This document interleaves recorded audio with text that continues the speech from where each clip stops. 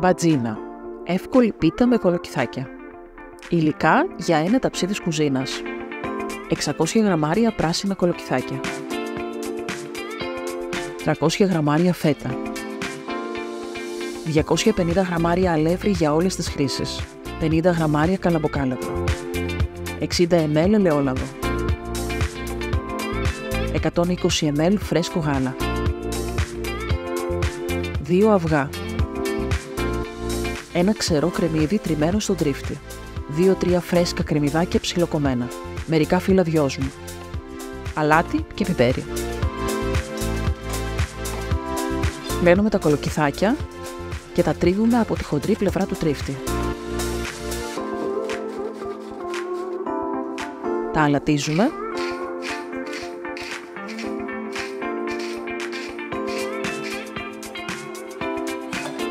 και τα βάζουμε σε ένα σουρωτήρι.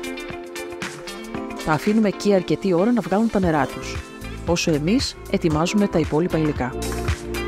Αν θέλετε να βλέπετε περισσότερες συνταγές, κάντε εγγραφή στο κανάλι του Φουντουρίσμου. Γράψτε μας στα σχόλια τις εντυπώσεις ή τις συμβουλές σας. Τρίβουμε στον τρίφτη το κρεμμύδι.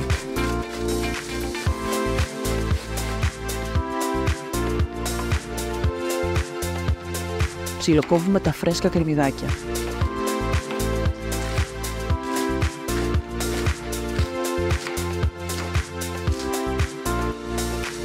Ψιλοκόβουμε και το δυόσμο.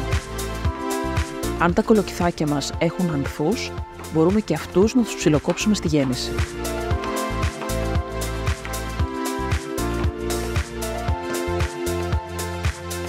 Βάζουμε τα κρεμμύδια και τους κολοκυθοανθούς σε ένα μεγάλο μπολ.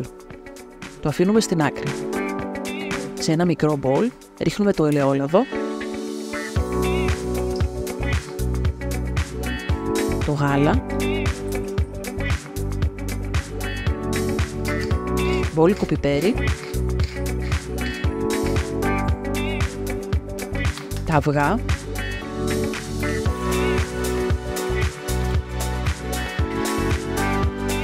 και τα χτυπάμε καλά με ένα πιρούνι.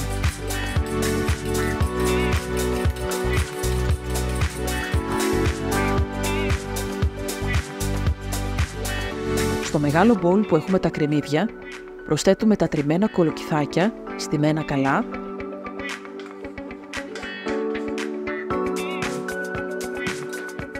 και το μείγμα των αυγών.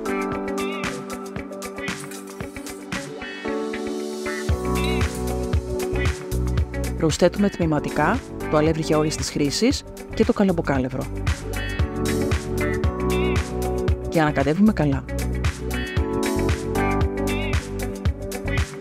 Αν θέλετε να βλέπετε περισσότερες συνταγές, κάντε εγγραφή στο κανάλι του Φουντουρίσμου.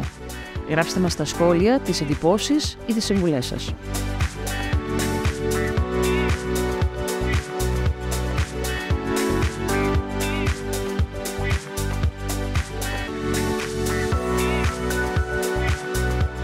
Προσθέτουμε και τη φέτα θρηματισμένη.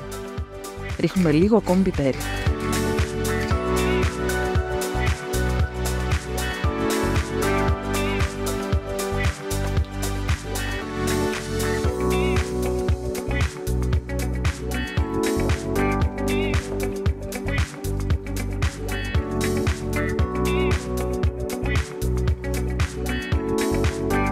Βουτυρώνουμε καλά τον πάτο ενός ταψιού.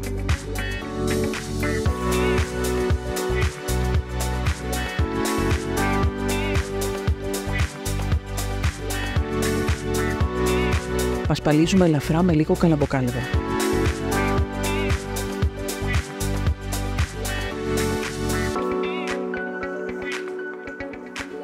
Αδειάζουμε το μείγμα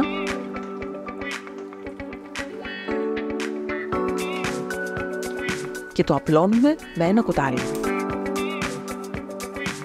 Ισιώνουμε την επιφάνειά του. Κόβουμε μικρά κυβάκια βουτύρου και τα απλώνουμε στην επιφάνεια.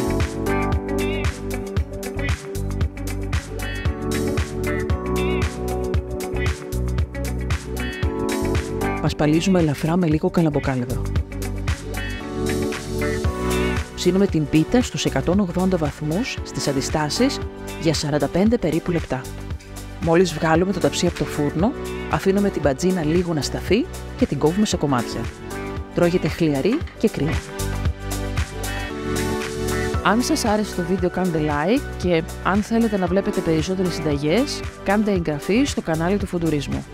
Γράψτε μας στα σχόλια τις εντυπώσεις ή τις συμβουλές σας.